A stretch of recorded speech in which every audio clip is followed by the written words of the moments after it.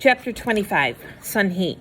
A few days after Taeyul's departure, a Japanese soldier came to the house and delivered small sacks of rice and dried fish.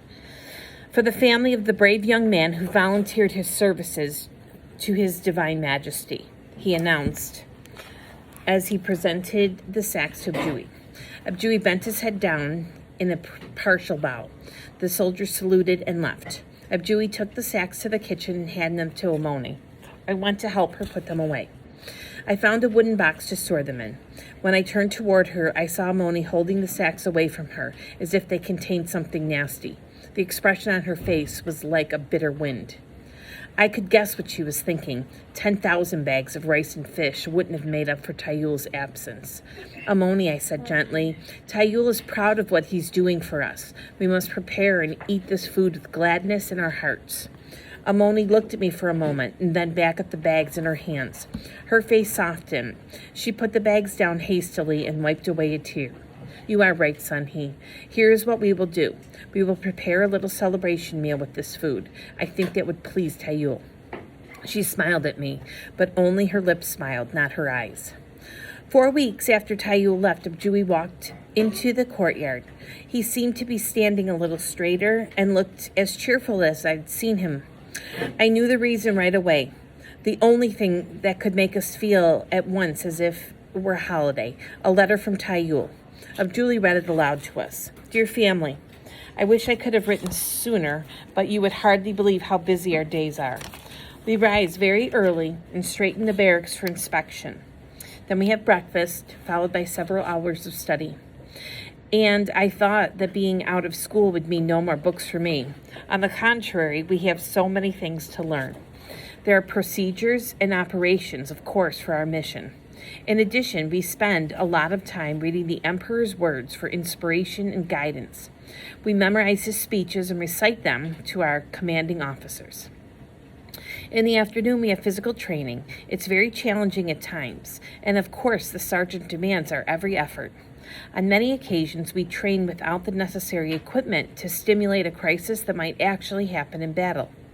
We are fortunate that we continue to receive the supplies necessary for our training sessions. Food is plentiful, if somewhat limited in variety.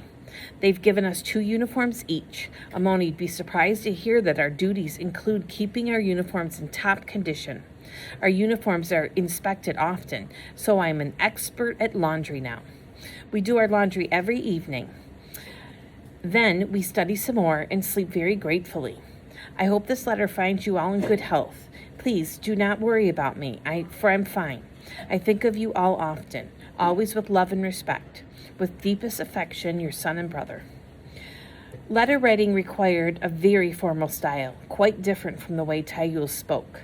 The letter didn't really sound like him, but it was enough to know he'd written those very words. Abjui read it to us again. When he finished the second time, Amoni clasped her hands and spoke, her eyes shining. He sounds very well. My, they train them a long time, don't they? I knew why she sounded so happy. If Taeyul was still training, then he hadn't been sent to the battlefront. He was safe. I couldn't wait to read the letter for myself, to see if there was anything in it for me to figure out. Abjui, may I have the letter for now? To read again? He nodded, folded the letter carefully back into its envelope, and handed it to me. I took it and went out into the garden. I read through the letter quickly first and then went back to the beginning. In addition, we spent a lot of time reading the Emperor's words for inspiration and guidance. We memorize his speeches and recite them to our commanding officers. I almost laughed out loud. Here indeed was a place where Taeyul had left invisible traces of his true feelings on the page. As a student, he always hated learning the Emperor's words. I could almost hear him now. Isn't that one of the silliest things you've ever heard? Imagine making soldiers spend time memorizing speeches instead of preparing for battle. There were several more lines which Taeyul seemed to be saying more than his actual words. The sergeant demands our every effort. I could well imagine that. A Japanese sergeant yelling at recruits every minute. I hope that he wasn't too hard on Taeyul. Fortunate that we continued to receive supplies. I was surprised that this line had escaped the censor's attention. It implied strongly that supplies were low. so low that Taeyul was grateful for them, when really they should be something he took for granted. The food, too, limited in variety. Surely the army ought to be receiving the best of food. At least that's what the Japanese had been telling us for years, that our rice was needed by the army. And what about training without the necessary equipment? Was this really to make them practice for battle crisis, or because the equipment wasn't available? Laundry, study some more, sleep very gratefully? That had to be another way of saying that he was thoroughly exhausted.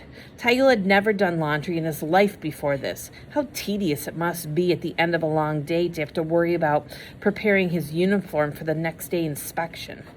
And I was sure that the last paragraph contained his thoughts, clear and undisguised, including the way he signed it without using his name. For he'd have to use his Japanese name, Kayanana Nubo, instead of Kim Taeyul. All in all, the letter seemed quite critical of the military. Most of the supplies and equipment must be going to the war itself, so there was little to spare for training new recruits. I thought about it for a while and finally decided that Taeyul was trying to say that the war was still going badly for the Japanese. Even beyond the pleasure of getting the letter, there was double joy in it for me, the satisfaction of figuring out Taeyul's real message and the good news it carried. We prepared a box to send to Taeyul. Amoni put in a little pot of bean paste and a paper packet of gokam, his favorite sweet of dried persimmons. Mrs. An had a persimmon tree in her yard.